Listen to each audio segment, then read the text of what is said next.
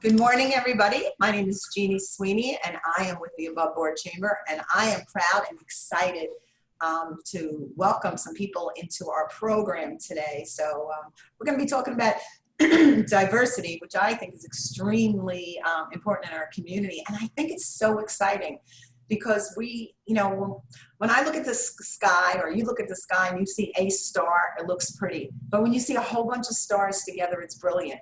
And I feel like our community and our workforce is going to get more brilliant because it's going to appreciate each other more and learn from each other. So I'm excited about this topic. So I want to thank each one of you. If you're here for the first time, I want to thank you for being part of the program.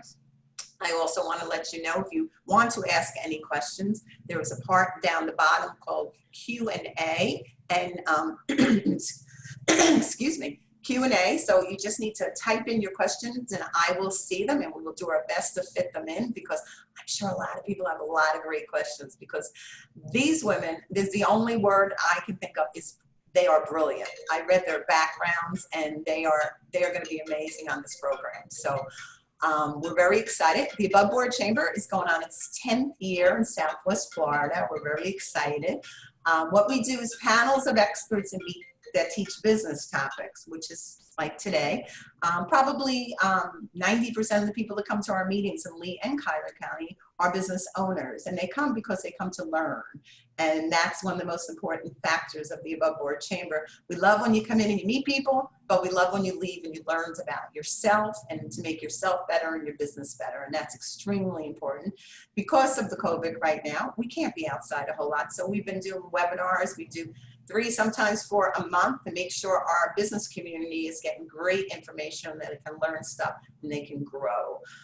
We also do a lot for our members. If you're a member of the Above Board Chamber, you can put blogs up absolutely free, which we think are important. You can put press releases up for free, and you can also put events up for free. I tell people to utilize that, because a lot of times we, as a business community, we kind of stay in our own little pack, and it's not a real smart thing to do, because people just see our stuff, your stuff, when they Google you. We want people to see more. So when they Google you, they not only see your stuff, they're going to see you in other people's stuff, like the Above Board Chamber. So with that being said, I think I have some people that we want to bring in. Let me see, we're going to pull up Kevin Lorraine. Kevin, are you with us? Kevin? Okay, I gotta find Kevin. Here we go, 1 second. Let me pull him up. Gallery view. I don't see Kevin, so we're going to, hold on 1 second. Participants and attendees. Where is Mr. Kevin Moraine? Kevin is our sponsor. He does not look like he's on here yet, so we'll wait a little bit and we'll get going on our program, because I want to make sure we can learn, because we got a lot of things to learn about. I'm going to ask each one of our panelists to tell us a little bit about yourself. I have, at the Above Board Chamber, we have your bios all over social media, but sometimes it's better when we hear from the person ourselves. So Nirupa, right now, would you tell us a little bit about yourself so our viewers can learn about you? Thank you, Jeannie, and thank you for hosting this panel. My name is Nirupa Netram. I'm the founder of Lotus Solutions, LLC, and we help businesses create or enhance their diversity efforts in the workplace so they can create a just and fair workplace.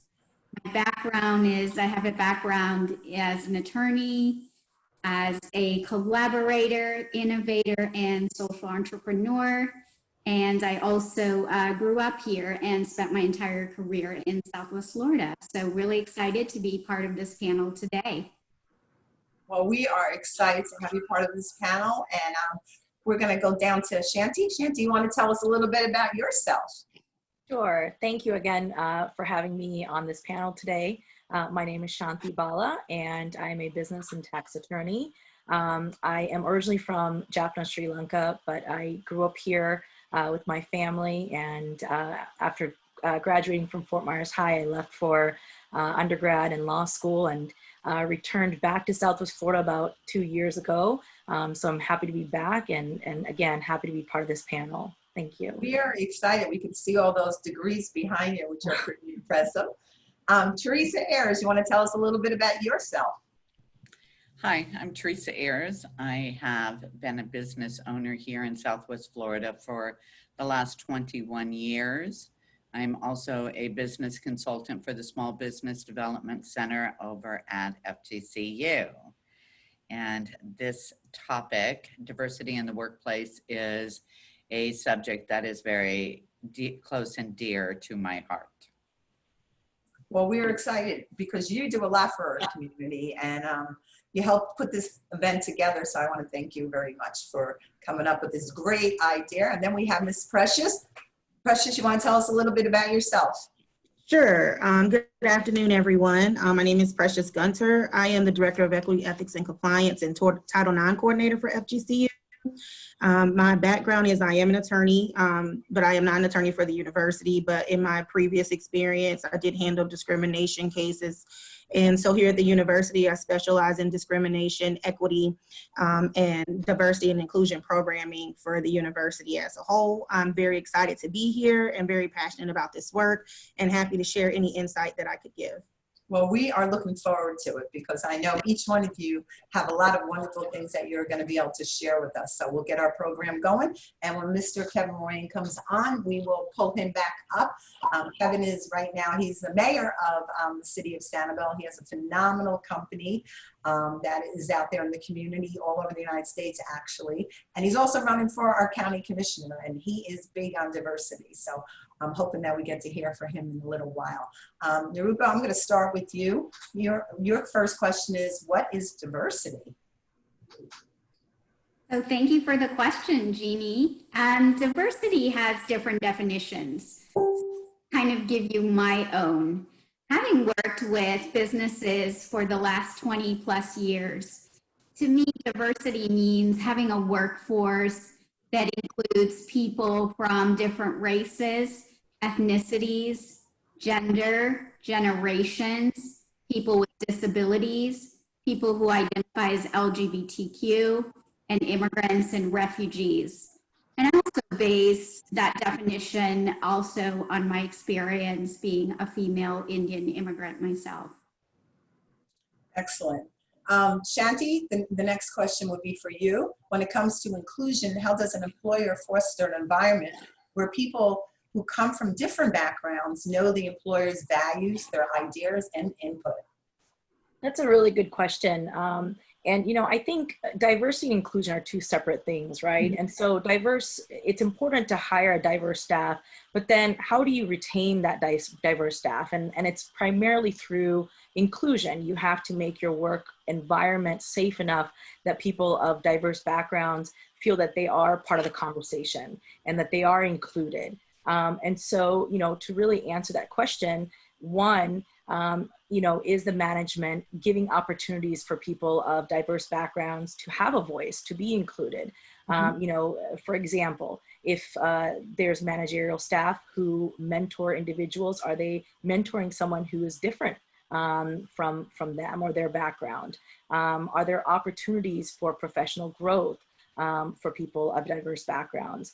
As I mentioned earlier, you know, I do work with the American Bar Association, and as the vice chair of the ABA Tax Section's Diversity Committee, you know, one of the initiatives that we took on is to really promote inclusion by promoting individuals of diversity to have leadership roles. And so I think that's very important as well, because when people of diversity are provided those opportunities, it fosters that professional growth and that inclusion. Yeah, absolutely, because people need to know when they walk in what they're walking into, and they need to learn from each other. And it's important the people that they get oriented from when they walk. My son just started a job 2 days ago, and it's interesting to listen to him, how he's learning about the company and how they do something, you know, how they do different things in their company. So it's interesting. Teresa, your question is going to be, what are some of the they're coming there. What are some of the first steps a business can take in developing a diverse training program? I think one of the first things that a business should do is first understand the roles and the diversity of the individuals in their company. One of the things, I owned a construction company, Excel Drywall, and one of the things that I noticed in my teams were that we were not functioning together as a whole team. And I didn't understand what the problem was. The company was growing and it was excelling, and yet we weren't cohesive. Mhm. And so one of the things that I did was at first was to, we did a DISC profile of all the members of the team to first off get an understanding of our differences and how our differences can relate to each other.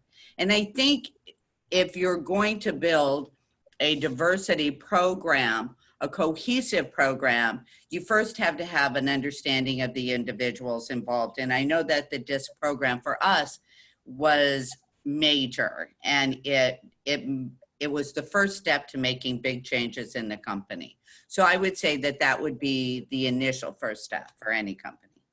It's amazing. I've done the DISC test with you with small business development. It's not just the way people think. It's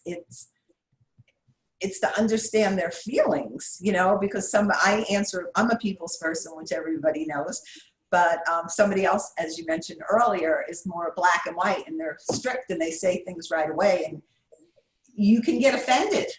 You can get offended. So once we learn each other, personalities, we get along a whole lot better. It almost at some point it could be cute. You know, you're like, okay, it's almost like a love language, but it's a work language. Well, it's an opportunity to understand how people view situations. Yes. And I'm a D personality type, and so I can be a steamroller sometimes and not very tactful.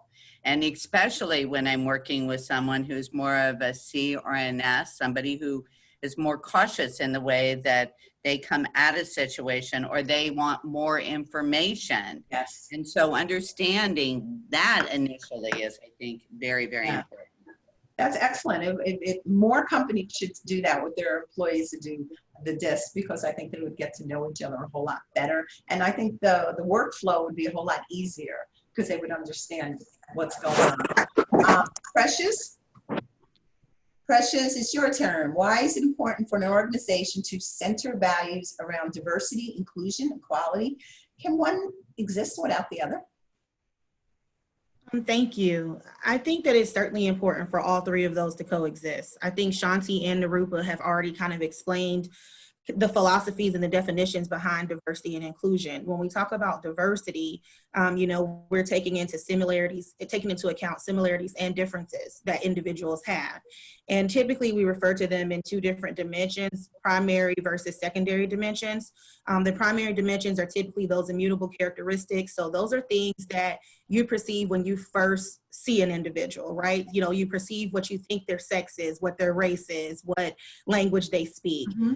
Those types of demographics. But a lot of times you're not taking into account kind of those second areas, which deal with socioeconomic status, military background, all these other important things that also make up a person. So you want to make sure you're inclusive of all of those things. And then when you talk about the inclusion piece within the organization, you can have diversity. So, you know, you can have a conference room that exists, and at the table you have people of different ethnicities and backgrounds and all of those things that I just talked about. But if they don't feel included, then you're still not going to get a lot of valuable information.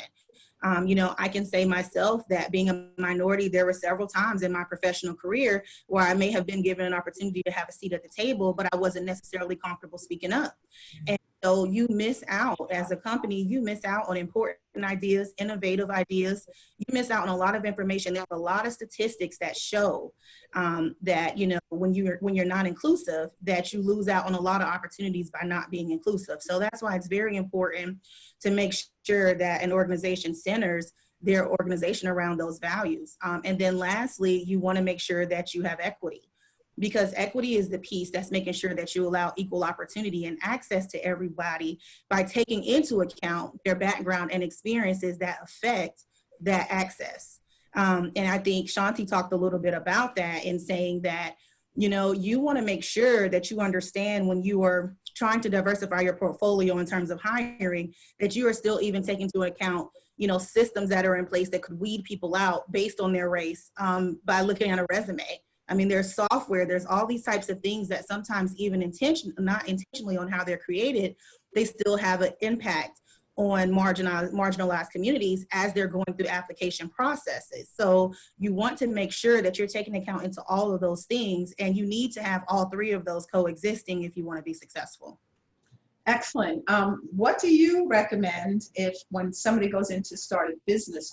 Do you think there should be something you fill out and tell not just your background in business, but maybe your personality or something? Is there something that you think that, how do you get them to share those different parts of their past if they were an Army brat or whatever? How do you get that out of that new person so you know coming in where that person, how that person could fit in? Because you might have two people in the room that are totally different when you view them, but their backgrounds are so similar. So how do you figure that in such a way so they will know it and they can bond and the room can bond so of their similarities? Yeah, and I think, again, that's why it's important to make sure that you're practicing inclusivity. You know, through inclusivity, then hopefully you will be able to get that information. But I can tell you, like personally for me, I'm very introverted. Even though I may do a lot of public speaking and things of that nature, people oftentimes don't believe me when I'm saying I'm introverted. So you may originally meet me and I probably would not disclose, you know, all that information to you in my first conversation. So you would want to make sure that you are looking at candidates based on qualifications, but you also want to be cautious about, there's a term I often hear people use that I think is very problematic when they talk about what's a good fit. And when you talk about what's a good fit for your organization, you have to be very careful, because if that means that you're looking for somebody who's like-minded, who shares all the same views as everyone else, then oftentimes you're not going to end up with a diverse group of people.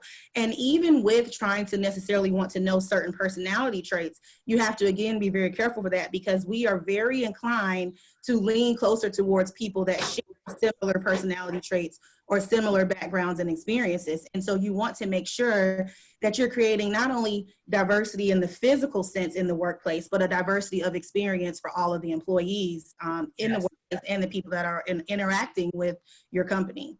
Perfect, great information. And I am excited to say Kevin is in, Mayor Kevin Ruane is in.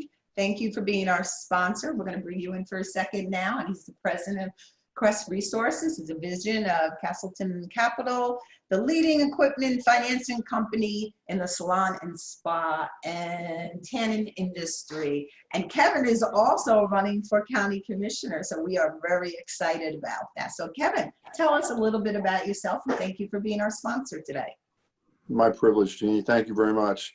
My name is Kevin Ruane, and obviously I've been in the finance and accounting business my entire life. We do run a asset-based lending company throughout the United States, have employed almost 300 people, and really diverse throughout the United States. A long time ago, I got involved in government, and what I'm proud about Sanibel is Sanibel has a vision statement. It's to provide a sense of direction for the future. The vision is to confirm the community's shared goals and values to go for directions. And then we go on to say Sanibel is and shall remain a barrier island sanctuary with a diverse population living in harmony with the island's wildlife and natural habitats. The Sanibel community will be vigilant in protecting the enhancements of its sanctuary characteristics.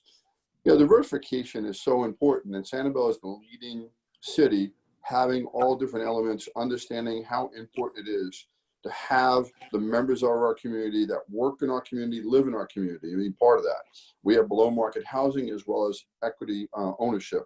So we really try to walk the walk and talk the talk. We're the only city that I'm aware of that actually has such a statement to include all, and really try to go out of our way to do that. We're the only city that has any type of affordable housing program. And I look forward to being on the county commissioner to understand the diversification in our community and bring some of those common things that I've been able to do and put into place in Sanibel in the county. So it's an honor to be here. I do bring a different background, not only from a government point of view, but from a small business point of view. And I did grow up in corporate America. So I saw really so many different aspects of this, and diversification, and really in the workplace, it really starts at the values you try to talk about and the goals you have. And then you walk the walk and you talk the talk. And that's what we do. I look forward to doing the same thing for Lee County Commission. And the primary is in 4 weeks. Well, we are excited, and I must say, I think I have a sign in front of my house. So we are It's an honor. excited. It truly is. We're excited to have you as a member and for your support and what you do for our community, Kevin. So thank you for sponsoring this meeting today. So we're going to continue on our questions. Nirupa, your next question is, why is diversity important? And for somebody that's going to be teaching that and working with businesses in Southwest Florida and beyond, you have a special deal, did you say? If somebody wants to know how they can get their company diverse? Yes, we are offering a special $99 1-hour private virtual consultation to talk about how to create or enhance your diversity efforts in your company. We can talk about things such as your goals, your challenges, and really working together to develop a customized solution to talk about where you should better invest your resources and time. People feel free to include their HR professionals or other team leaders. And if people are interested, they can just give me a call or my email. Well, also, why is it important, diversity? Diversity is important for so many reasons. Over 2/3 of employees that are looking at companies consider diversity in that company an important factor. Also, half of the employees that are employed in companies feel that their companies need to do more in terms of diversity. I think the statistic is about 78% of employees feel diversity is lacking in their leadership positions. As I mentioned to you earlier when we were chatting, diversity has so many benefits. You know, it's the different perspectives, which both Shanti and Precious have talked about, and Teresa, the broader talent pool. And you also will see reduced turnovers. You know, when employees are happy, they're going to share more. You can learn some of those things that Precious mentioned. You know, you're not going to get to know a person necessarily all there is to know in an interview, but it's about building the relationships and that comfort level. Mm-hmm. And companies also see improved innovation, profitability, and growth. So those are just some of the benefits of having diversity in the workforce. Absolutely. And you know what? Everybody wins. Everybody wins when we have that, because we learn so much, so many different things from each other and each other's experience in the workforce. And I think it just grows a business. So I think it's extremely important. So thank you for your answer. Shanti, when an employer sets out to hire candidates whose beliefs align with his mission, how does the employer avoid disqualifying people with different backgrounds? Thank you for that question. You know, and that's a very good question, because I believe Precious spoke earlier about culture fit, right? And really trying to understand what culture fit is, because oftentimes we're, you know, management staff are inclined to try and hire people who are similar to them. And, you know, that's most likely done unconsciously. But, you know, the problem with that is with culture fit, you know, that promotes that unconscious bias. And so really it's important to find that fine balance between, you know, finding staff who fit culturally within your organization, but at the same time promote diversity so that you can have that rich talent pool and benefit from that, right? From different perspectives. We truly live in a global world now. And so, you know, if you want to grow your business and you want to have a bigger pool of clients from different backgrounds, and you want to have that additional, you know, PR, you know, the only way is to jump on this bandwagon and to be able to have talent from different backgrounds. And that doesn't necessarily just mean ethnic backgrounds, right? As Nirupa had told us earlier, When we're talking about diversity, we're talking about people with different abilities. We're talking about different genders, different ethnic groups, but we're also talking about people with different educational experiences and people from different income levels that we may not have previously contemplated as having a diverse background, and age groups. And so for a business to truly grow, and if you look at these business models of Starbucks and some of the top, companies, Apple and Amazon, look who they cater to. There's not one specific demographic that they're catering to, but that's also because their talent pool is very diversified. And so, when you walk into a company or an organization and you see someone who's similar to you, that draws you to that organization. And so that's very important for organizations to be able to understand that balance between culture fit, what they feel is appropriate as far as staffing to match that organization's culture per se, as well as really diversifying and reaching those goals of diversifying their talent. That's a great way of putting it. I think if we hire people that they all know each other, you're not going to expand. The more people you bring in, they're bringing in their people of their influence. So that's how we grow, So we need everybody to do this. We need everybody to do this. And then we all grow and we're going to grow in so many different ways. So thank you for that answer, because that's very, very helpful, I'm sure, to a lot of people that are listening. Teresa, we have a question for you. How would I know if my company has a diversity problem? I think that's really important, because sometimes we just kind of move along on our way and we think everything is going well. And then one day we get smacked in the head and it's like we have a competitor and they're doing better. How do we know when we have a diversity problem? I think that you know this by your internal meetings. If you're having monthly meetings, you should be noticing when people aren't speaking up. You can notice it by someone, you look at your meetings and maybe there's only 2 or 3 people talking and the rest of the room is silent. The other way that you can know it is by creating team building exercises. It teaches your teams to work together, but you can also start viewing when they're not, when there's a separation. I had mentioned Excel Drywall, and I noticed the problem in my meetings. And we were diverse in that there were different genders, there was different age groups, there were different cultures, and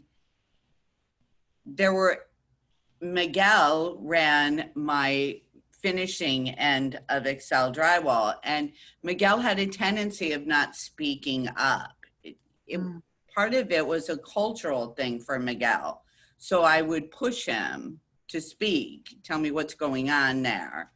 But the first is starting to really take a look at what's happening in your organization. And as an owner and the leader of your company, it's my responsibility to look and see what's going on and to be aware of how people are coming together and when they're not coming together. If I go out on a job site and each one of my crews are separate, I know there's a situation. And Excel did drywall, but interior metal stud framing and stucco. So I could have 3 different crews on a site at the same time. If they weren't coming together, then I needed to figure out what the problem was. And that was how I noticed when I was having problems. And some people are more vocal about it than others, right? And so you don't want to necessarily criticize them for their behavior, but at the same time, you want to start developing some ways for them to start working together. So for me, as I said earlier, I started with the DISC profile, and then we started doing team building exercises. And then the other thing that I did, because I do things like this, is that I just started bringing them to my home. And I had, I was on acreage, and so we would do cookouts, you know, once a month, or we would all go to the beach and do the cookout. Or I just started developing more of, we were all working so hard, but it was so important for us to come together as a family. And that's what I believe, you know, a company is. It's just one big family. Well, it needs to be. You know, there's some companies that I could say off the top of my head that does stuff like that with their team, Conrick PR Marketing. They're always doing projects together. They're like, another is Mark and Norton and Monticello and a whole bunch of them. Gail Markin's company, they are amazing, the things that they do, and it brings them all together. And that's a big team. So, and we've had meetings on those kind of subjects about bringing the team and developing a team. But in a business, you have to have a team, you know, in order for it to work properly. So thank you very much for that, because I think Starts at the top. it starts at the top. Exactly, because that's where the example is. And if you're not bringing everybody together, like you were kind enough to bring everybody to your home and stuff, they feel part of it. And when people feel part of a business, they feel like they have a voice. And the way that you are running your other company, you allowed that, and you encouraged it, and you empowered the people in your company. So great job. Very, very, very good. Thank you very much for what you're doing for your company. Precious, you are next. How do you interact with and change the minds of individuals that do not see values in these types of programs and hiring practices?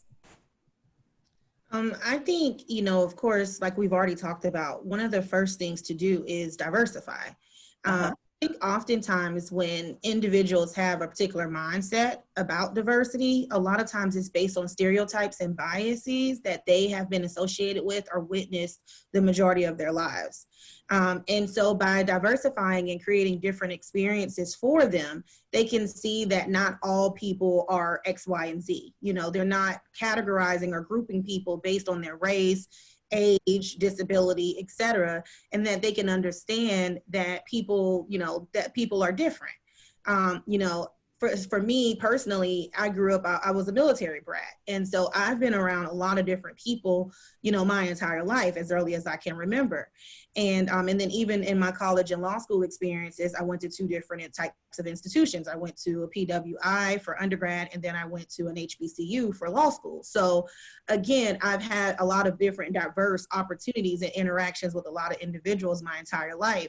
And so whenever I am confronted with a stereotype or a bias about a particular individual, I know personally from my own experience that that's not true about a set group of individuals. So the first thing that I think in order to combat that, and when you have those issues in the workplace, is diversifying, is exposing people to different experiences, and of course, education and programming. You know, as cliche as it may sound, it is very important to always make sure that you're educating people on these stereotypes, these biases, how to recognize their implicit bias or unconscious bias, and how to take steps to make yourself aware. We all have biases.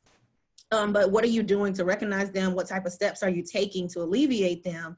And what type of steps are you taking to interact with and learn from people that are different from you, and also value their opinions and respect them and their beliefs? Very good. What would you suggest somebody does if you had, Teresa has a problem and or somebody else has a problem with their business, and they have one person that comes in and they don't see how they're causing ruckus, how they're not becoming part of the team? How do you bring it to their attention legally that their behavior is hurting the company because they're not being inclusive with everyone? Yeah, so of course, you know, one of the most important things is that typically an organization is going to have some type of code of conduct or code of ethics that acknowledges the company's missions, their values, and what type of behavior they tolerate. And so in sitting down and having a conversation, if it has gotten to that level where this person is starting to impact the performance of other individuals and possibly discriminate against individuals based on, you know, state and federal laws, then you certainly want to sit down and explain to them that, you know, they have to essentially get on board, that these are the missions and the values of this organization, and that if you can't align with these mission and values, then that you don't need to work here. And that's one of the things that really, when we talk about the tone at the top and setting the tone, that's really one of the ways to help set that tone. Because when companies or when employees see that the organization is standing up for them and is, advocating and sticking by their missions and values, taking that action, not just saying that that's something that they believe in, then of course it helps to boost morale within the organization. Otherwise, if you have somebody that is discriminating against people or constantly making statements about, oh, I hate all this diversity programming, or we shouldn't be required to do this or do that, and nobody is acknowledging that individual, then the other employees within the company, they're just going to believe then, okay, well, this company really doesn't care about diversity. They don't care about me because they allowed this person to behave this way. So that's, of course, one of the most harshest ways to set an example, but it really just depends on how severe the behavior has become and whether or not you have a zero tolerance policy and to what extent you want to allow it to grow. Because the problem with discrimination, the problem with bias is that it can become pervasive. And oftentimes I tell people that pervasive is the biggest problem to have to deal with within an organization. Once it shifts the culture of the organization, meaning that, no one values diversity, everyone is making jokes or inappropriate comments or things like that, and then they don't even recognize issues with their behavior, that is the most difficult to eradicate. So you want to certainly prevent it from becoming pervasive. It's interesting because I'm in a position where I get to work with lots and lots of companies, and I've heard this same story quite a few times where they had a salesperson that was the superstar salesperson in their company, and that was bringing in a good chunk of change to their company. But that person was prejudiced in one area or another and was not kind, and the other employees were complaining. And they pulled in like a coach or somebody, consultant, to talk to them about what's going on. And they hesitated getting rid of that person. And once they got rid of that person, the whole company got even bigger without him. And because each person felt that security and they felt they had a voice with the owners and they could work better and in harmony together, and everybody won from that position. So it's an important thing that we do that, to find out what to do when that person or persons are in a company, how to deal with them in a legal matter. And that's best for the company and sometimes best for the person because maybe there'll be a better fit somewhere else. Right. Just want to let the people know that are listening to this program today. Thank you, first of all. Second of all, there is a Q&A on the bottom if you have any questions. We have 2 right now, so I'm going to ask our panelists. And when I ask the question, panelists, anyone is welcome to start the answer and say, I'd like to answer that, and each one of you can also do that as well. So let's get some more voices out here. As a CEO, if I believe that our team has to be willing to work around the clock, etc., does each new staff member have to share that belief, or doesn't believe he or she has to make that commitment, or doesn't believe that will diminish his or her family life? Do they have to do the same thing just because they walked into the company, they got a job, and all of a sudden, bang, everybody's working around the clock? How do they proceed? How would you proceed? How would you advise them to proceed? You want to start, Precious? Interrupt. First thing I would say is that I wouldn't want to work for that organization. The second thing that I will say is, of course, you have to be very cautious about that mentality because it can borderline on being illegal, depending on the classification of your employees within your organization, because there are laws tied to, whether or not people actually do have to work around the clock, and then when they log off, if they exceed 40 hours and, all types of laws under the Fair Labor and Standards Act that also surrounds, quote unquote, working around the clock.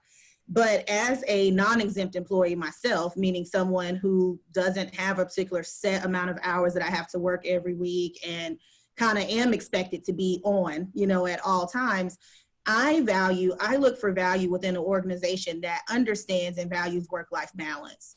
A job should never, a corporation, an organization should never be the end-all be-all for your life. I mean, want to make sure that people have a proper work-life balance. And so as a CEO, if those are your personal values, then that's fine if you want to do that, but you certainly shouldn't be pushing and instilling those values on other employees within your organization. then you have another issue of discrimination depending on familial status as well with the employees too, and how you impose, you know, those restrictions and those requirements. And if you start to hire people based on that, so you would want to be careful too in your interview processes, et cetera, where if, let's say, you don't interview or you don't hire someone because they're pregnant, or you're questioning someone about whether or not they have a family or kids in an interview process, then you're also looking at a discrimination complaint as well. So there's a lot of legal ramifications surrounding this whole, you know, working around the clock mindset and behavior as well. But also, just from a personal standpoint for me, that's not the type of organization that I would want to work for if I were assessing them. Alexa, excellent. Can I say something for a second? Absolutely. Sorry, there's nothing showing. Okay, so when we talk about working around the clock, as Precious has indicated, there are fair labor laws that have to be taken into consideration and followed. But some companies, when they refer to working around the clock, is that they have different divisions within the company. And so they may have a morning, an afternoon, and a graveyard shift. And I've known companies that what they do is that, to be fair to all of their employees, that they do a rotation. Mm-hmm. So you might work mornings for the first 2 weeks, then you 10 days on afternoons, 10 days in the evening. I believe that no matter what happens, that it's really important on the hiring end that you hire the right people for these kinds of positions. And that is being upfront with them in terms of what your expectations are. Now, on the other hand, we have a situation called a pandemic that has created different situations for a variety of different businesses. And it may be that all of a sudden their hours and of operations have shifted and changed. If that's the case, and they need to, for whatever reason, do this, then they need to get a buy-in from their people. And the only way to do that is to have a conversation with them about that. And then the second thing is that they need to hire on more people so that they're not burning out their original staff. And that when they do that, that they make sure that the new hires understand what this rotation means, and if it's going to be a long period of time, or if there is an ending at this, and perhaps say in 2 to 3 months, you won't be working here anymore. So the idea here is to have a full understanding of what the issues are, present it to your existing employees, and then if you're hiring new, make sure that they understand the full ramifications of this position. And always, as Precious has indicated, follow the labor laws so that you don't end up with a problem later down the road. Excellent advice from the two of you. Nirupa, so somebody that you are going to be going out into the businesses. So this is something that you are going to be able to address or, you know, find out more about, because you're going to hear all different sides.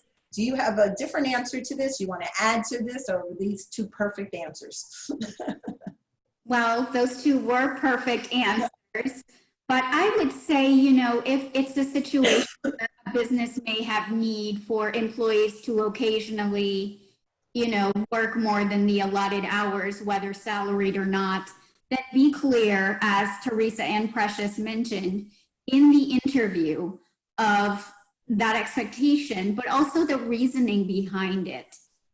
Because it may be a situation where it is occasional, or why is it? You know, you may have a job that your team is working 24/7 in different groups, as Teresa mentioned, where I'm the supervisor. And in that, an issue could arise that they would need to come to me. So at some point, I may need to have that availability. So I think just, again, being upfront about the expectations, and which I'm hoping, as Precious mentioned, it's not 24/7. And if there is an occasion to do that, the reasoning, the business justification, and then maybe, you know, there's flexibility built in around that if I've, you know, put in 12 hours today, then I can take a shorter day tomorrow. Yeah. So just really, it depends on the company culture that you're building as well, because in great company cultures, employees salaried will give you that freely. Absolutely. They're all absolutely perfect things to look into, because we need to know the whole picture when we get a business and what's expected right from the beginning. Because nobody should work 24 hours a day, but then there are days I think I do. But that's another story. I can't fire me. Shanti, do you want to add to that, or you got it?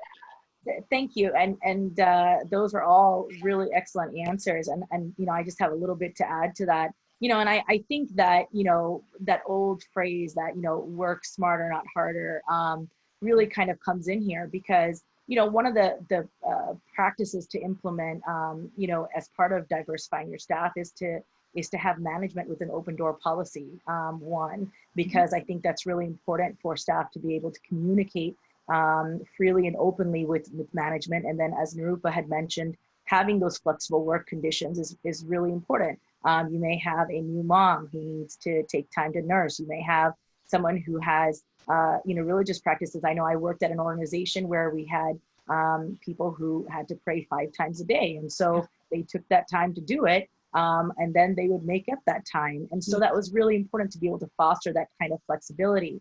And I think that, you know, in selecting your talent pool, when you are going through the interview process, and as you have that open relationship with management where you can get to know your staff and their strengths, I think that's one of the things that management needs to be able to decipher is what are the strengths and weaknesses of my talent pool. Not everyone's going to be great at everything. And so you can increase the efficiency of your staff by being able to determine that as you get to know your staff. For example, I worked with a pool of staff who one was very, very good at people interpersonal skills. And so they were in charge of doing all of our client intakes. And another was very good at writing. So they would focus on the briefs for court. And so this would really cut down on our working hours because we were able to efficiently function like a team. And I think that's up to management to be able to understand the strengths and weaknesses of their talent pool and to be able to allocate their time and resources efficiently and hopefully to kind of cut down on that 24/7 work expectation. Yeah, you know, that all those things are really, really important because we forget. And what I enjoy sometimes when I have a question for the panelists and I give them all the same question and everybody adds on more. It's like this train that just keeps getting bigger and goes on the road and it's going to do its work. But all 4 answers were a little bit different, but they were all something that was important that we can all put together from on behalf of the listeners and myself. So they were excellent points. So I want to thank each one of you for them. Nirupa, we're going to pull you back up. What are the benefits of diversity in the workplace? I know we covered it a little bit, but do you have more you'd like to add to that? I think just reiterating some of those benefits that we talked about before. And, you know, the key to it, to me, the key benefit is that you have employees who are going to be happy, who are going to work harder. They're going to open up and share about their backgrounds and their cultures. And it's going to lead to your reduced turnovers, your growth, your profitability, your innovation. You know, Jeannie, there was a study that the companies that have a diverse workforce see over 19% more innovation compared to those with a below average diversity in the workforce. Did you find that when there's diversity in the workforce that the turnover is less and the people are there for a long, long, long time because they do have a team and they did develop a work family? And so when people are satisfied in a work experience and they feel appreciated and they have a voice, they stay longer. Do you have information on that you'd like to share? Yes, that's also one of the benefits. You know, when employees are happy, they're like Leslie to leave that company and really immerse themselves. And I think one of the follow-up questions was around, you know, if people are not trying to build another family, it's also around the employee's comfort level. Some employees like being felt that they're part of a family, and to keep it separate, that I have my family, this is my work, but I'm going to give you 100% at work. And so really respecting that balance. If somebody doesn't want to come to an event, maybe at a boss's home or such, really just being respectful and understanding of the needs of different employees. And you definitely have the longevity. Yeah, and that, I think that's what they're your best PR people. You know, when you have employees that are happy, they're the voice of your company, and they're going to go out and they're going to tell everybody what you do and how they can help you. So I think everybody wins when we can do that. So thank you very much for that. Shanti, does an employer decision-making table make, wait a minute, let me get that again. Does an employer's decision-making tables need to have representation from the area that they are employed by and their employer? Thank you for that question. I definitely think so. I mean, when you have people of diverse backgrounds that have, power sharing abilities, I think that shapes the culture of your organization and drives your organization in the direction for growth. I particularly, when you're looking at your bottom line and you're looking at growth and scalability, it's difficult to do that if you don't have the budget to support it. But if you have the human resources, that's one avenue by which you can grow your company. And so, having a talent pool that is diverse and that has authority, or is in, if you look at a management of an organization and you see individuals of diverse backgrounds and talents and experiences that come to that table, and they are all able to, put in their 2 cents to be able to contribute to the direction of that company's growth, I think that's monumental. Particularly because if you look at the consumer base now and the different demographics of the consumer base, that doesn't lie. The market doesn't lie. And so that's something that you have to be very, very cognizant of when you are putting together your management team. Yeah, it's really important that the people in the area know who they are, and they just know their community. You got to know your community. If you're going to put a business in a community, you just can't put something in that it's not going to work. You have to do a background check on your community, and you have to hire people in the community. They're the voice. So thank you very, very much for that. Teresa, how would I know if my company has a diversity problem? Did we ask that one already? Yes. Yeah, we did. We did. I'm sorry. How often does our company have to teach? This is a good one. How often does our company have to teach diversity? I would think we need refresher courses every once in a while for everyone, because sometimes people have a tendency to fall back into old ways. And I think if we have it often. What do you think? Well, I think ideally it would be nice for a company to hire somebody who specializes in diversity and inclusion. Mm-hmm. We had talked earlier about the DISC program, that we learn the differences within our organization. But once that has occurred, now we need to take that conversation to a different level. And when I think about this, having somebody come in on a weekend where your group of people can come together and have an honest conversation about how they feel about diversity within this organization, and be open to hearing the different opinions, because I can assure you it will not all be roses, that some people at certain times will have felt slighted, and other times might feel taken advantage of. So having an expert come in who can help you walk through that minefield, and it can feel like that at first. Mm-hmm. Once that has been done, then to have a consistent, let's say we go from a weekend to that next weekend, talking about how we have taken that information and moved it forward. Once we do the initial work, then perhaps the idea is to do a monthly review. And for the next, I would say 3 to 6 months. Once that's been accomplished, then doing something on a quarterly basis. I had talked earlier about team building, right? So taking some time on a quarterly basis, or maybe even half a year, and bring your team together and have some fun with each other, and also allow for time to get to know each other. When you do those kinds of things, and it needs to stay top of mind, then it just becomes part of your culture, right? Yeah. And so we don't have to think about it in terms of when am I going to teach this, as in it's just more about who my company is and the things that we do in the company.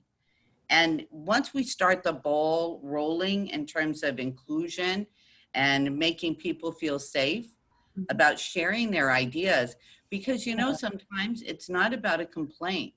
Sometimes people just don't feel like they can say things, or maybe they don't say it in a way that is heard because somebody talks over them, right? Because we all have our own voice, and some people say things softer than others. I'm a bulldozer. I'm the first one. I gotta walk around like this sometimes. And I've learned over the years to listen, but I can assure you I wasn't like that when I was 30. So I think I'm much better at it now. But that would be my suggestion, is to really hire somebody to help build this program for your company, and then make it part of your mission statement, your company values. No, that's my suggestion. I absolutely love that, you know, especially if you hire, there's a lot of people that say they can do stuff like this. So you really have to do your due diligence and get references and find out how they were at their companies. You know, you need to do that. But I think when people, as we've been mentioning throughout this, have their voice, a lot of people are afraid to say, you know, if somebody gets up and says something, and like you say, they don't say anything.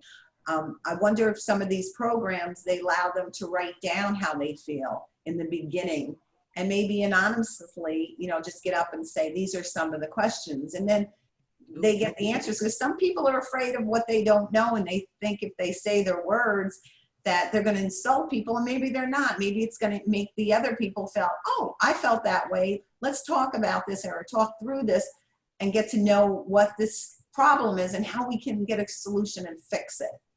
Right? Wouldn't you say so, Teresa? Absolutely. I love that idea, writing things. I love that idea.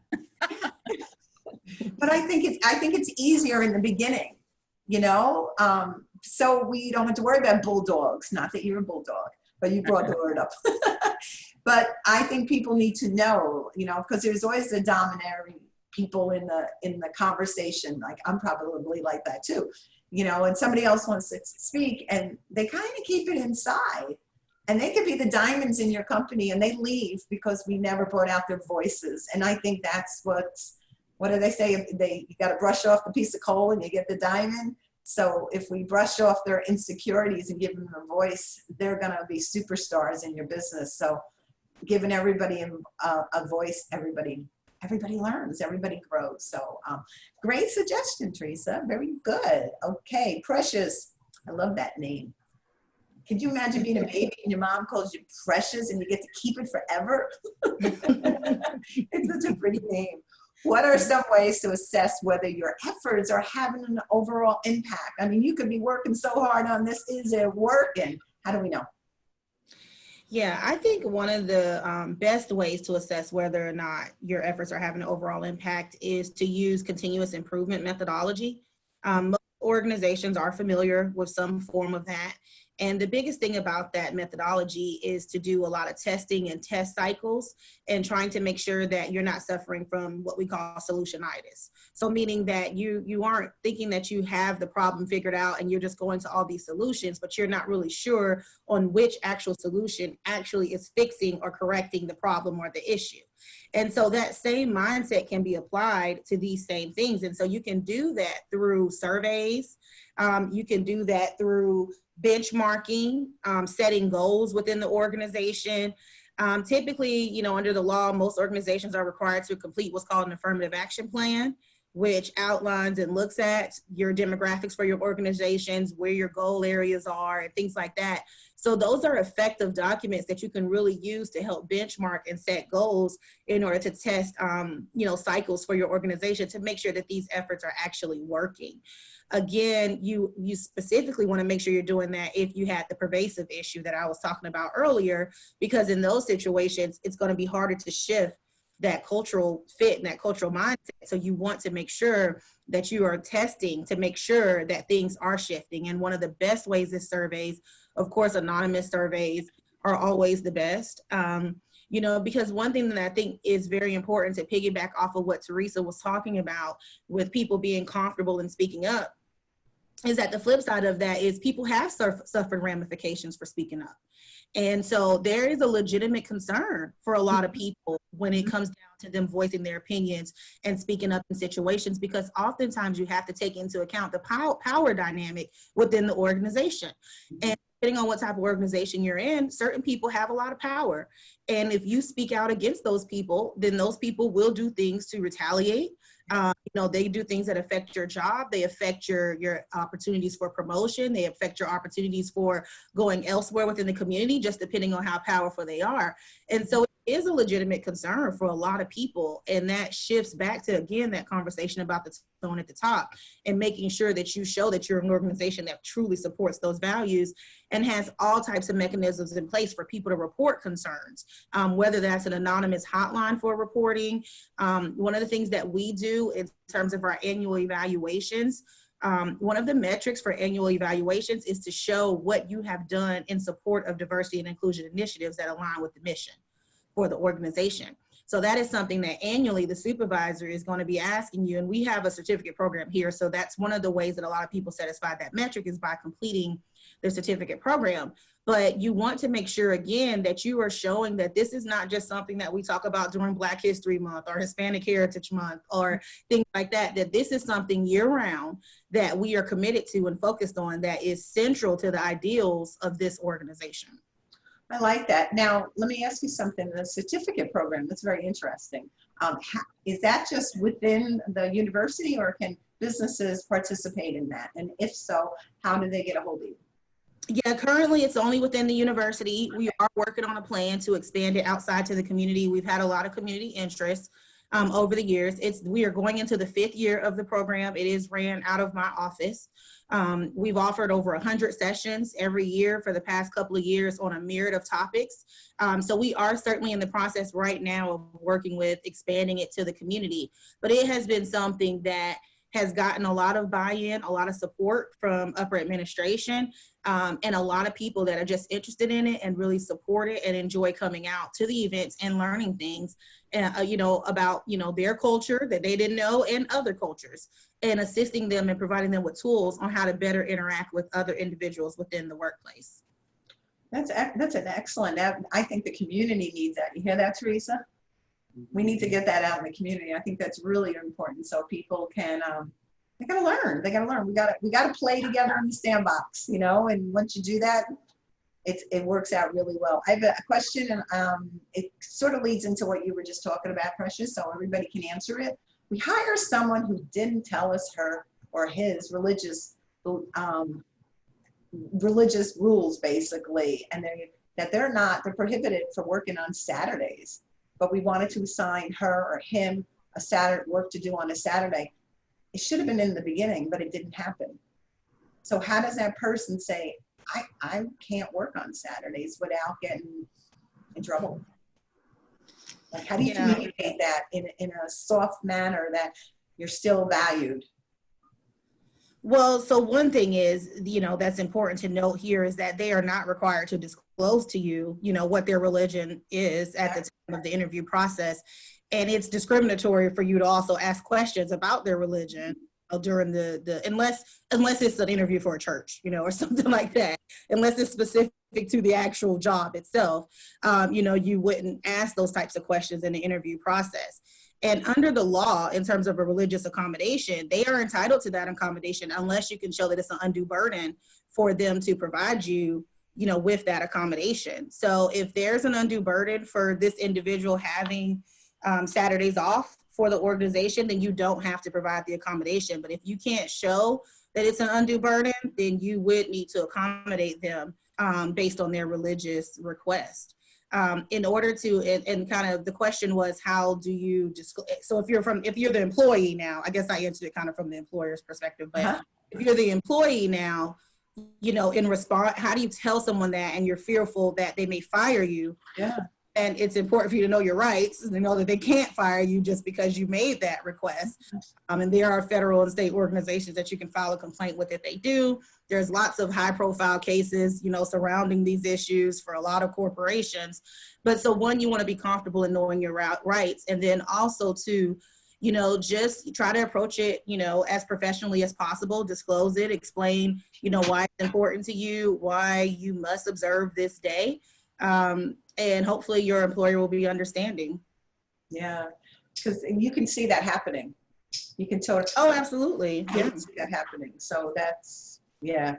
Nirupa, you wanna take on that a little bit too? Sure. I'll just piggyback off of what Yeah. just explained. I think from the employee perspective, just being upfront with your employer of why you are able to work on Saturdays and why it's important, just not an excuse that I don't want to work on Saturdays. And then hopefully you will have an understanding employer who then works around it and it's not, that undue hardship. And I actually worked in a setting where that issue had come up. Okay. The company was very understanding and everyone understood that that person's time was theirs on Saturday and it was a non-issue. Yeah, yeah. Is it legal to ask your new employees, can you work 7 days a week? Is there a day, what if you had it on an application? Can you put it on an application? I can work Monday, Tuesday, Wednesday, Thursday, Friday, Saturday, Sunday, and you check the ones you can work. Well, I do see that in one of my prior employments, I was in charge of the job postings. And for the online, you can actually post the days that you need somebody to work. Yeah, And so in an interview, they could choose to disclose if they wanted to that, I can't work on a Saturday due to this reason, which has to do with my religion. yeah, right from the beginning, right? Right from the beginning. You could, but like Precious mentioned, they don't have to. Yeah, But I think I would if I were applying for a job that saw yes. the requirements were 6 days a week and I knew I couldn't do that 6th day. I'm sure I would be upfront with that disclosure. It has to be a little scary because you have this person that needs the job. And for them to bring something like that up that's personal right in the beginning, they probably have a fear they could be eliminated right off the bat for something like that. So it's a tough little. I think that, okay, I Lucy, have to you're come from next. the perspective of the employer, Okay, okay. So, my position is if I say that, we work Monday through Saturday, would that be a problem for you? Yeah. Is there any reason why you couldn't, would you be okay with working Saturdays? I mean, if that's what my company does and the person needs to tell me if they can't. I mean, it's just that simple. And I can make it, but if it's part of the job, then you have to work that Saturday. And I can honor and respect the fact that you don't work on Saturdays, but if the position calls for it, then I would have to look for somebody else. Yeah. And, and that's all there is to it. I mean, if it's up front, if the employer never mentions that, then we're in a completely different ballgame. Yeah. Yeah, I just think, I understand your position, Teresa, and not to turn this into a legal argument. Yeah. I do think that you still, I do think you still just have to be cautious in your opinion, and how you state that, because otherwise it's never an accommodation, right? I mean, if your thing is that you're always going to exclude anybody that always is not available on a Saturday, then you will never provide an accommodation. And so another thing too is, like, I think a better way for people to possibly think about this is in the pregnancy context. A lot of people, when they are pregnant and they interview or they apply for jobs, they're not comfortable disclosing that they are pregnant for very similar reasons surrounding religion. And so, of course, we have laws as well that protect them from discrimination in the employment and application process. But it's that same mind frame, that same thinking that by disclosing this information, then I will be excluded. And of course, a lot of times unless you have explicit evidence, it's very hard to prove that that is the reason why the person didn't select you. So a lot of people are not comfortable disclosing that information in the interview process. Same thing for race. Like, I personally never, when they ask for race, I never check race. I never put my race on the application. I never have. Yeah. And so, and that's, it's bad that, and just professionally coming up, that's how I was taught. Well, I don't think that race should be a question. And I don't think religious considerations should be a question. But if my job says you have to work Saturdays, you better be able to work Saturdays. I mean, but if I require it, if that's the requirement of the position, you're saying I could have some legal stuff. If it's not an undue hardship, yeah. Shanti, you wanna jump in here and give us your 10 cents? Sure. And this kind of goes back to creating those flexible working conditions, right? I mean, amidst COVID, we've seen the majority of the workforce shift to working through telecommuting, right? And so, companies like Facebook have made those telecommuting positions now permanent. So you can work, for eternity from home. And you see these companies that continue to thrive and really, you have to be able to be flexible in terms of adversity. And so when you do draw a diversified talent pool, really being sensitive, management being really sensitive to their needs, if they are able to offer those flexible working conditions, will only help that organization, right? If you can think outside the box to how to make it work, how to afford that accommodation. We have our federal holidays, but those don't speak to a lot of holidays that people of diversity take. And so really being sensitive to that, it's okay to have expectations as management, right? You obviously want your organization to grow and thrive, but if you really want to retain diverse talent pool and to not have to let go of people and rehire and retrain and expend those resources, the more flexible you are and the more you can think creatively how to keep that talent pool after the resources you've already expended in training them and getting them to where you need them, the more beneficial your organization will be, and so I think organizations now, especially having gone through COVID and the trials and tribulations that a lot of business, right? All businesses have gone through now. Mm-hmm. I think that this has been a good training platform of what to expect in the future should something like this arise, or how to be able to think outside the box to be able to accommodate and grow and still stay in business. I have to say, this is one of my favorite panels. It's just you are all brilliant, and it's so honest and it's so good. I'm going to ask each one of you. I'm going to start with Nirupa. Is there anything you didn't get to speak on yet that you would like to make sure we take with us? What is it? Do you want me to go with somebody else? You have something that you have on, do you have a list in front of you? I see you looking. Is there something? No, I had just realized I had still put myself on mute and I was getting away. So one of the things I think that businesses and organizations probably, how do I get started on this? What's the thing I need to focus on? So just a couple tips. based on our conversations today, kind of to summarize it, is that companies need to ensure that there is diversity in all levels of management. And once that's present, that all those voices at the table do have a voice, they feel included.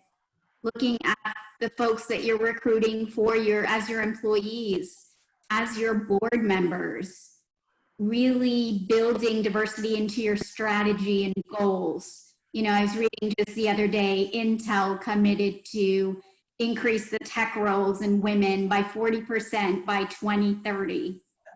And I thought that was a great example of a diversity goal. So setting the goals and really building a culture of diversity within your company and taking the time to invest your time and resources in diversity, it's going to have a multitude of benefits. Your life as a business owner is going to get much easier and much better as well. Excellent. Shanti, what do you want to share with us? What do you have on that list that we have not touched yet? And you know, and this is just kind of jumping off of what Nirupa said, you know, really kind of a lot of organizations want to know, how do we get started, like Nirupa mentioned. And I think, you know, when you post resumes, really making sure that you're rewriting those job descriptions so they are gender neutral, you know, having a very blind approach to reviewing resumes so that you're not picking up on any sort of demographic characteristics that may sway your decision for hiring. And really kind of bring that unconscious bias to light. And so really kind of keeping that eye. And then, you know, as I think you mentioned earlier, really kind of either creating some sort of a focus group within your organization, or Teresa had mentioned, you know, hiring someone, independent consultant, to really kind of earmark your goals and as you achieve those goals to diversify and build inclusion, celebrating those. As an organization. I think that's really important to be able to understand, because, you know, not only will this new culture be pervasive and be successful within your organization, but it'll speak volumes about your organization to the public. And so I think that's very, very important. yeah, absolutely. Who do we have next? We have Miss Teresa. What do you want to tell us we don't know that's in that head of yours? What do you want to share? It's kind of like a little springboard off of what Nirupa and Shanti has said. I think it's much, or we think sometimes that it's much easier for larger organizations to look at diversity because there are so many different people within the organization. And a lot of times as a small business owner, we don't necessarily think in terms of diversity because there can be 2 or 3 people in, you know, an office. I also own a store called The Path of Being, and here hiring different people is really important to me. Different people of different cultures, ethnicities.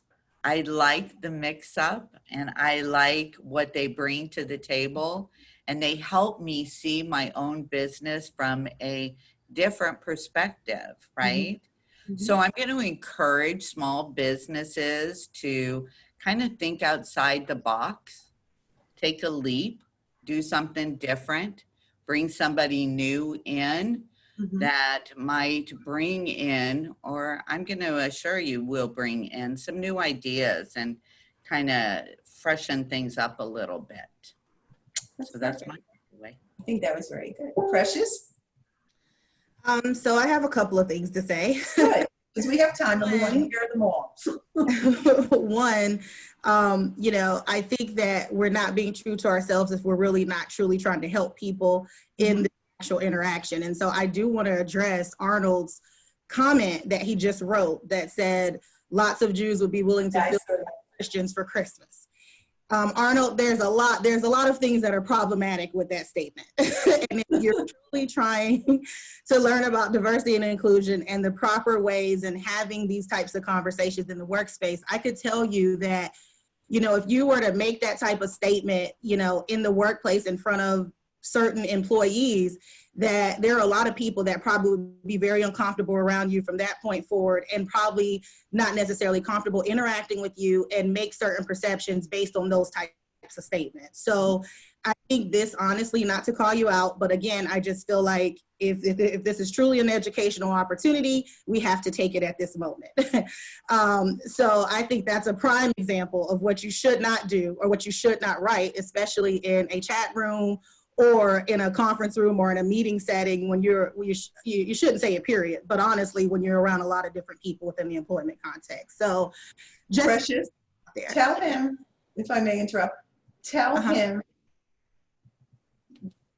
Arnold's retired. Tell him, so it's a different world. No, it's a different world. Tell him why that statement is different now, how it makes people feel that it might have been not years ago. It's a difference, this statement in today's workforce. Tell him how it could make people feel. And I think that's sometimes how we need to learn. To say something is not the right thing to do, it leaves it up to, I need to know more. Can you elaborate on that a little more, please? Sure, and I don't even think that I would say that it's different in today's workforce. I think that it was still inappropriate, whether it was 60 years ago as well. But so the problem with that statement is it makes a lot of presumptions about different religious groups, period. And so, not every Christian takes Christmas off, not every Jewish person wants to work on Christmas. It's just a lot of different implications that are there in terms of stereotyping certain religious groups and organizations. So you just have to be very cautious about that, again, because that's leaning back to those stereotypes, that's leaning back to grouping people, and also possibly displaying that you're not, fully educated on different religious groups and their practices and things of that nature. So that's why I would say that it's problematic, and that you would just want to be cautious in terms of making those types of statements, especially in writing. Who else were we up to next? Let's see. Okay, we did all of them. Okay, we have one more question that I'm going to ask everybody, and we just got a couple more minutes. We got 9 minutes. Okay, I just opened up my business, and I got 5 people or whatever. How do I start? How do I implement the diversity program? What is the first step I need to do? What's the first thing? Because people, they don't know, like, it's a great word. I believe in it. I'm going to do it. How do I do it? How do I implement it? Who do I go to? Nirupa, you want to start that? Sure. If your team is a small team and you're a startup, it's great that you want to get involved in the conversation. And I think, talking about the goals that you would like to set for your company, your strategy, your mission, your values, because a lot of companies are starting to build diversity into those areas as we discussed previously. So I think hiring somebody to get started in developing that strategy with you and where you would like to be and how to get there, because I'm assuming this business is going to be successful and it's going to grow and it's going to recruit and hire in the future. So they also would want to recruit and hire more diverse employees, even if they have a good team established. So again, investing in the strategy, the goals, and the time and the resources in this. Do you think that one of the first things they do is hire somebody like you so you can help them set it up? I mean, we can just throw out the word, but we really need a leader that's going to say, this is how we do the platform. This is how we get it going. Wouldn't you say that would be one of the best ways to start it? Yes, and that's what I mean by the investing in the time and resources. It's always great to have sort of somebody dedicated to diversity in a company where it's not an additional responsibility maybe thrown in HR. And also I wanted to address a comment that we talked about earlier about the diversity trainings and frequency. People often think, well, I have yearly diversity training, so I'm good. Diversity is something that companies need to build in as an ongoing strategy like we talked about. And unfortunately, while the trainings are effective, a one-time training isn't going to do a whole lot for your businesses. I know when I look at companies now, I am so impressed, as I mentioned earlier, when I go to their website and I see their diversity efforts, when I see they have diversity councils. I was researching a company just the other day, Next Era Energy. They own FPL. They have diversity councils. They have employee resource groups, and they celebrate a variety of holidays, you know, not just the Yeah. regular ones in our federal system. So those are just some of my tips. That's good to know, you know, and find those companies that are doing it. But, you know, maybe like a company like yours or the Above Board Chamber needs to get that list, and if you can help with it, we can put it on our website so people will know those different things, you know. We got to get the education out there is what I'm trying to say, so people understand that. Shanti, do you want to add to that at all? Thank you. And I think Nirupa kind of hit it on the head. You know, building in diversity and inclusion is an ongoing aspect of any business, particularly in the world we live today. I mean, you know, we have to, if you want to grow your business and you want your business to be successful, you have to learn how to cater to all sorts of consumers and clients. You know, I remember when I was working for one organization, you know, I was taking my lunch and I walked through the lobby and into the parking lot, and one of the clients who were sitting in the lobby ran after me, and you know, she said, "Oh, I didn't know, you know, there was someone like you who worked here, and I shopped around for a law firm, and now I think this is the one that I want to go with." And you know, the public sees that. The public sees, you know, who's in your organization, and so I think it's very important, even if you're a small organization, to have open conversations, to create a very safe working environment. You know, not necessarily, you know, I'm not just talking about physically safe, but also emotionally safe working environment for your staff, so that they feel that they can come to management and talk to them. They feel that their colleagues are going to be accepting of their traditions and practices, or if they have disabilities or whatnot. I think that's very, very important to create a very safe environment. And that starts with conversations, you know, and if conversations start with some sort of a written manual of your goals and how you plan to incorporate diversity, then that should be there. But I think it's something that should be ongoing and practiced. And I think an organization has to be very intentional and very cognizant of their goals and seeing whether they meet up to their goals or they don't. I think it's great for businesses to look at other organizations within their community and see what other organizations are doing very successfully or not.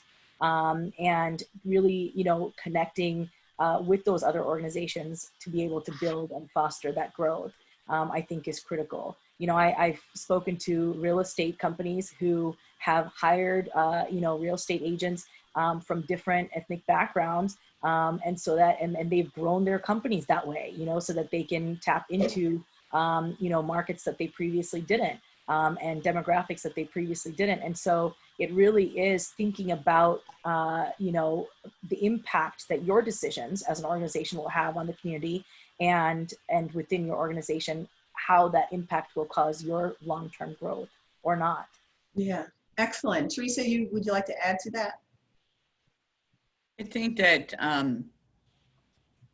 Naropa hiring a company like Naropa's company, Lotus Solutions, is one way of doing that, especially if you can afford it. We do know that there are small businesses out there who are limited in their resources in the beginning. So they can go to the Small Business Development Center and work with someone on our staff to help develop a program. They could perhaps go to the university and see if there's some kind of classes that they can take. Online is an excellent tool.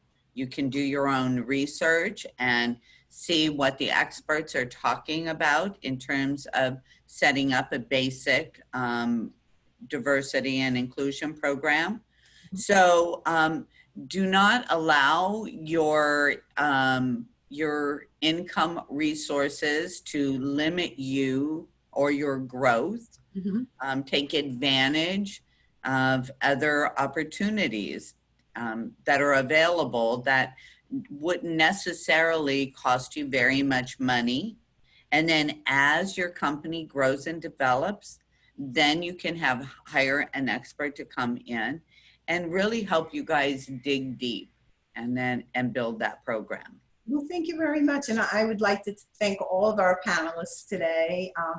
This was a great program. I want to thank the people that were able to join us today. Let everybody know after the program sometime today, we get the whole program. We will be emailing it out to everyone so you get to listen to these wonderful educated women once more. I also want to thank our sponsor, Kevin Ruane, who is our upcoming commissioner, we hope, for Lee County. So Kevin, thank you so much for being our sponsor. We do have some other meetings that are coming up in the very near future. On July 22nd, we have a webinar on strategies for growth and expansion and going forward. That would be in our businesses and what we're going to do in our communities. We have a rock star panel on that we're very excited about. And on July 27, what you need to know about wellness now. We have some top people that talk about wellness and how we can, and what's new in wellness, which is really important as we evolve. I just want to thank each one of you for what you do and for the passion you have for making sure that people are included from every walk of life into all businesses. And with that, we can all grow, and we can grow our businesses in such a way that we can help our community grow. So on behalf of the Above Board Chamber, I want to thank each one of you. If people want information on the Above Board Chamber, you can go to aboveboardchamber.com, or you're welcome to call our office at 910-7426. Thank you again for being part of our program. I always say our regular meetings, when God puts us into this world, He gives us gifts. So ladies, thank you for sharing your gifts today. Have a wonderful week, and we look forward to working with you and watching our community grow with your help. Thank you. Thank you. Thank you. Thank you.